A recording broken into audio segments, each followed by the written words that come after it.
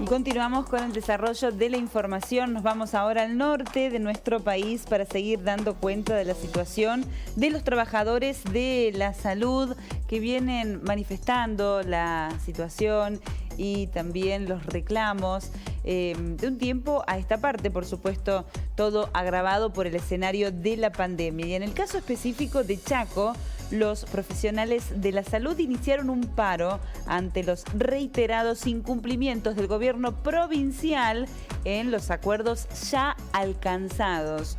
Bueno, para hablar de esta cuestión y de la situación sanitaria en general, le damos la bienvenida a Ricardo Matskin, quien es secretario general de APTASCH, la instancia que nuclea a profesionales, técnicos y auxiliares de la salud pública de esa provincia. Muy buenas tardes. ¿Cómo le va, Ricardo? Gracias por estar, Ricardo. Buenas tardes, un gusto. Bueno, preguntarle cómo está la situación sería una obviedad. Hemos visto muchísimos reclamos, una situación que no parece tener fin, Matskin, ¿no? Sí, estamos primero en una situación epidemiológica bastante delicada, igual que la mayor parte del país. En estas últimas 3 semanas se han multiplicado los casos, estamos con unos promedios muy altos de casos en estas últimas 3 semanas, superior a los 800 casos, cuando recordemos que en el Chaco ya venimos desde el principio de la pandemia, fue uno de los focos fuera de capital y provincia de Buenos Aires, fue uno de los primeros zonas afectadas ya desde los primeros momentos de la pandemia. Y recién, bueno, hacia fin de año tuvimos un leve descenso, nunca terminaron de bajar los casos y había llegado un pico en la ola anterior superando un poco los 300 casos diarios. Luego bajó y ahora ya estamos en prácticamente 800 casos diarios o más. Esto ha generado una tensión muy fuerte en el sistema de salud, principalmente en el sistema público, el que sostiene la mayor parte en este momento de la atención sanitaria. Por ejemplo, el Hospital Perrando, que es el hospital de mayor complejidad de la provincia, un hospital que tiene todas las especialidades, tanto agudos como crónicos, con 6 áreas de internación y unas 300 camas.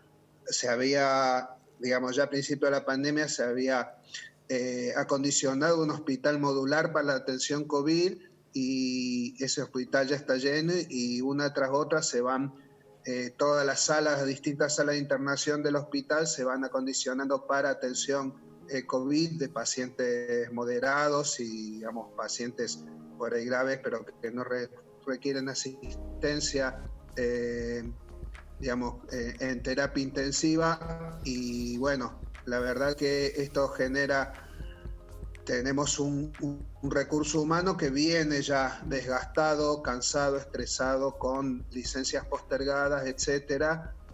Y bueno, en medio de esta situación, la verdad que venimos de también, digamos, en todo este contexto, venimos de una situación de varios años de pérdida salarial. Nosotros teníamos una estimación que a principios de año, luego de 4 años sucesivos de aumentos muy por debajo de la inflación, habíamos perdido prácticamente un 60% el valor de nuestro salario. Entonces, el reclamo desde el principio de incluso habíamos perdido en medio de la pandemia en 2020, otra vez habíamos ido con salarios a la baja. Entonces, 2021 el reclamo era no solo no volver contra la inflación, sino tratar de empezar a recuperar algo de lo mucho que habíamos perdido. Y eso era lo que aparentemente, o digamos lo que pretendidamente habíamos acordado en fin de marzo con el gobierno en instancia sectorial para salud pública, y que después en los primeros días de abril el gobernador anunció distintas medidas dirigidas sectorialmente a los trabajadores de salud. De esas medidas, varias no se fueron cumpliendo, se desvirtuaron, cosa que lo que vemos ahora, 2 meses, con la liquidación de los sueldos de abril y mayo, sí, que esa recomposición salarial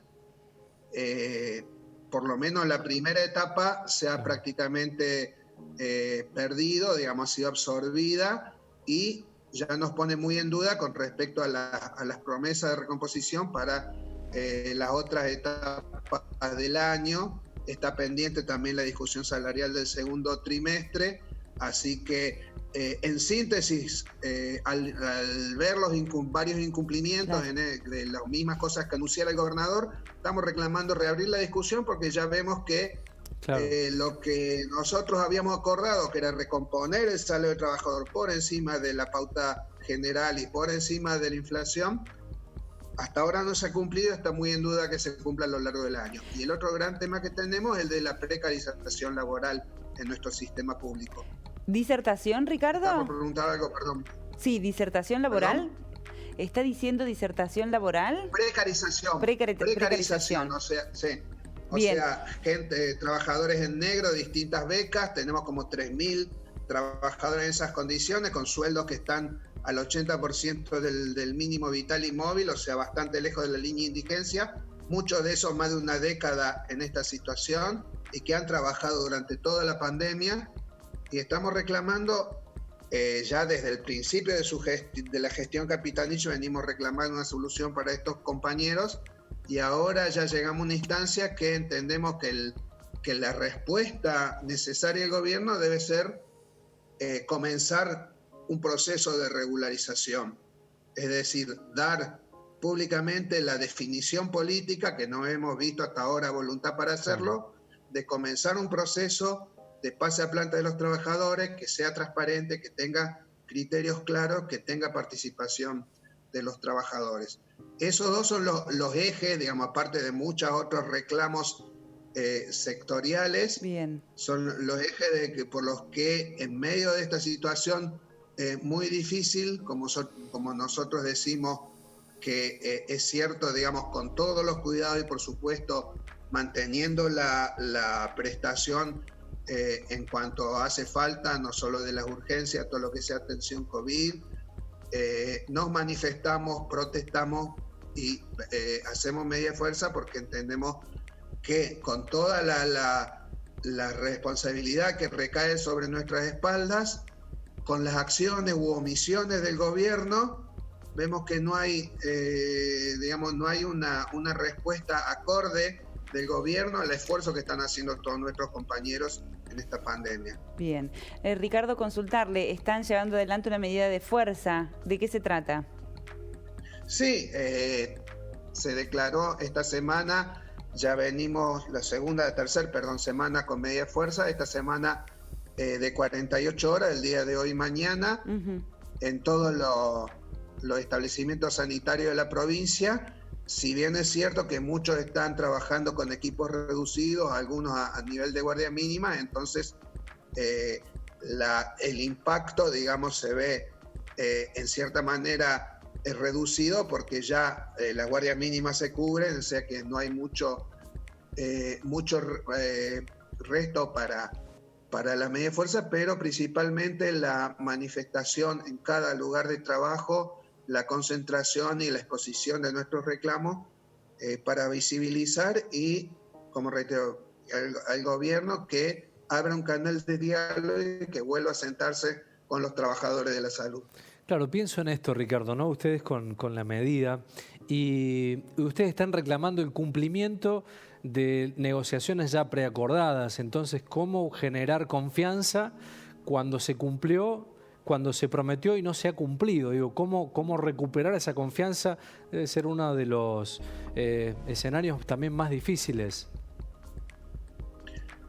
Es cierto, digamos, incluso es difícil para nosotros como institución, como gremio, y para trabajar de salud en general, puertas adentro, digamos, claro, de abriendo cómo vamos a hacer para convencer a nuestros trabajadores ante una nueva instancia. Sí. Por eso lo que decimos, que hay que volver a sentarse a rediscutir las cosas, porque lo que estamos viendo hasta ahora es que... ¿Y qué dicen, Matskin, desde el gobierno? ¿Por qué no han cumplido? Digo, ¿han tenido alguna respuesta oficial?